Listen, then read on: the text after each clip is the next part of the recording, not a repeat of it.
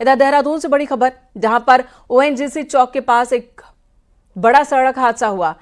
Car सड़क किनारे खड़े डंपर से टकरा गई है। हादसे में 6 लोगों की मौत हो गई है, 3 लड़कियां शामिल है। मृतकों में एक कार सवार गंभीर रूप से घायल है। बताया जा रहा है कि सभी स्टूडेंट्स हैं। खड़े डंपर से टकराई है एक कार। हादसा कितना जबरदस्त था, इन तस्वीरों को देखकर आप अंदाजा लगा सकते हैं। 3 लड़कियों की मौत हुई है, कुल 6 लोगों की मौत हुई है, जिसमें 3 लड़कियां शामिल हैं, जबकि एक शख्स की हालत गंभीर बताई जा रही है। यानी कि 7 लोग इस कार में सवार थे और ये सभी स्टूडेंट हैं।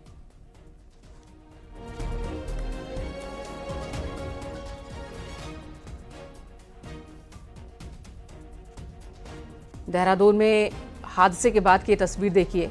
सड़क पर कितनी दूर तक कांच के टुकड़े बिखरे हुए हैं। इसी से आप अंदाजा लगा सकते हैं कि टक्कर कितनी जबरदस्त थी। डंपर से टकराई है कार। हालांकि नियमों का उल्लंघन डंपर चालक की ओर से भी हुआ है। बीच सड़क हाईवे पर डंपर आप पार्क नहीं कर सकते हैं और इस तरह की लापरवाही की वजह से आए दिन हादसे होते हैं।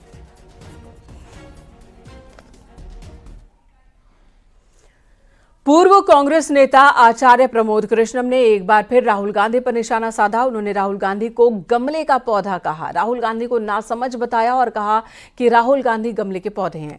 मोदी राजनीति के बरगद है और गमले का पौधा बरगद की बराबरी नहीं कर सकता।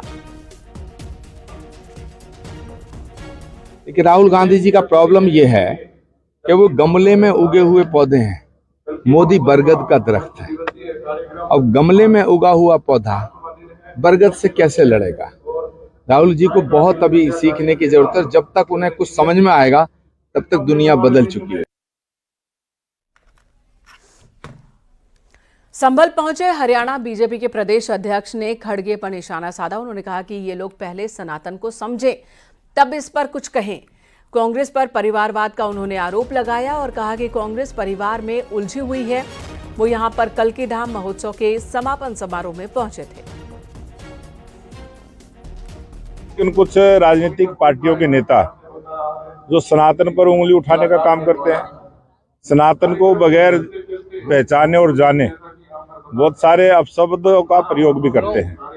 तो ऐसे तमाम राजनीतिक दलों के नेताओं से अपील करूंगा कि वो पहले सनातन को समझे, जाने और फिर सनातन के बारे में उंगली उठाने का काम करें। नोएडा में ऑटो लिफ्टर गैंग के सदस्यों के साथ पुलिस का एनकाउंटर हुआ है। आरोपी मोनू यादव को पुलिस ने गिरफ्तार किया। 2 और साथी मुकेश और पवन भी कॉम्बिंग के दौरान गिरफ्तार किए गए। गिरफ्तार आरोपियों का इतिहास खंगाला जा रहा है। बिसरक थाना इलाके का ये मामला है।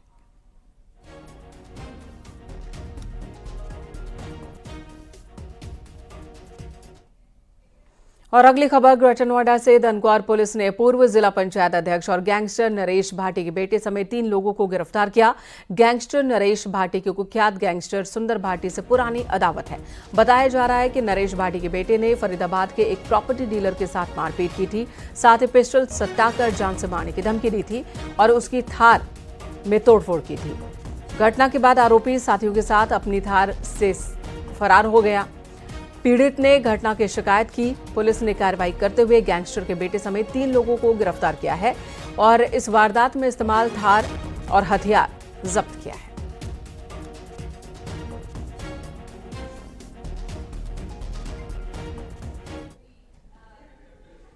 अलीगढ़ में लड़कों को अगवा करने और फिर उनके साथ जबरन समलैंगिक संबंध बनाने वाले गैंग का पुलिस ने खुलासा किया।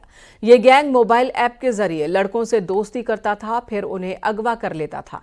इसके बाद आरोपी लड़कों को बंद मकान में ले जाते थे, उनके साथ मारपीट करते थे, अश्लील वीडियो बनाते थे और वीडियो वायरल करने की धमकी देकर वसूली करते थे।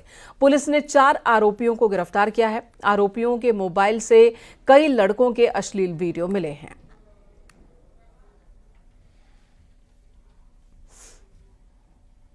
थाना सिविल लाइंस के मेडिकल चौकी क्षेत्र में अलीगढ़ पुलिस ने एक बड़े गिरोह को गिरफ्तार किया है, जो कि लड़कों को अगवा कर उनके साथ एक्सटॉर्शन करता था। इस गिरोह के 4 सदस्य सगीर, हफीज, शाहरुख और जैकी को अलीगढ़ पुलिस ने मेडिकल चौकी इंचार्ज सबीर अली की स्पेशल टीम के नेतृत्व में रातों रात दबिश देकर गिरफ्तार किया है।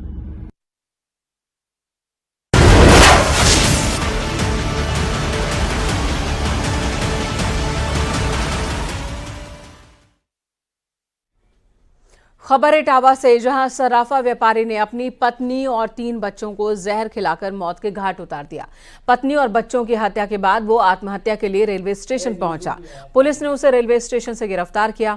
थाना कोतवाली क्षेत्र के अंतर्गत लालपुरा मोहल्ले की यह घटना है। पुलिस को जानकारी दी गई कि लालपुरा मोहल्ले में सराफा व्यापारी की पत्नी और 3 बच्चे घरेलू कलह से तंग आकर उन्होंने जान दे दी है। आरोप है कि सराफा कारोबारी ने रात में सभी को खाने में जहर मिलाकर खिलाया था, जिसके बाद वो रेलवे स्टेशन पहुंचा था आत्महत्या के लिए। इधर पड़ोसियों ने देर रात तक व्यापारी के घर के दरवाजे खुले देखकर अंदर जाकर देखा तो पत्नी और बच्चों की लाश थी। पड़ोसियों ने पुलिस को जानकारी दी, जिसके बाद पुलिस पहुंची, मृतकों के शवों को कब्जे में लिया। वहीं सराफा व्यापारी को रेलवे स्टेशन के पास से गिरफ्तार किया।